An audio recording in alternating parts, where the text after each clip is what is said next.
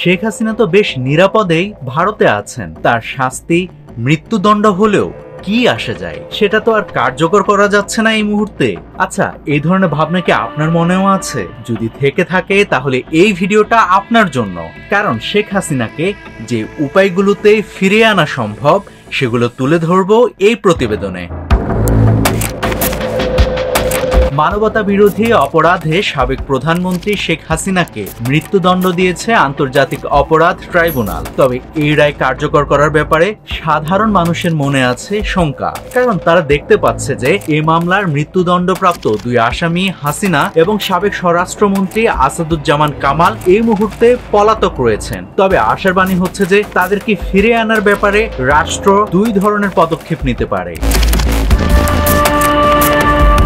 এই ব্যাপারে আন্তর্জাতিক অপরাধ ট্রাইব্যুনালের চিফ প্রসিকিউটর তাজুল ইসলাম স্পষ্টভাবে জানিয়েছেন কিভাবে হাসিনা ও কামালকে ফেরত এনে সাজা কার্যকর করা যেতে পারে। তাজুল বলেন, প্রথমত 2013 সালে ভারতের সাথে সম্পাদিত অপরাধীর বহিঃসমর্থন চুক্তি অর্থাৎ এক্সট্রাডিশন ট্রিটি 2013, আমাদের এখানে যেহেতু মানবতা বিরোধী অপরাধের দায়ে তারা সাজাপ্রাপ্ত হয়েছেন, তাদেরকে সেই চুক্তি অনুযায়ী বাংলাদেশ ফেরত চাইবে ভারত সরকারের কাছে।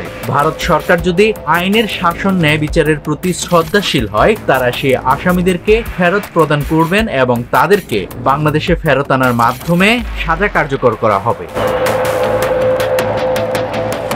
এখন কথা হচ্ছে, এইভাবে ফেরানো সম্ভব যদি না হয়, ভারত যদি ফেরত না দেয়, তখন কি উপায়? দ্বিতীয় প্রক্রিয়াটি হচ্ছে ইন্টারপোলের মাধ্যমে।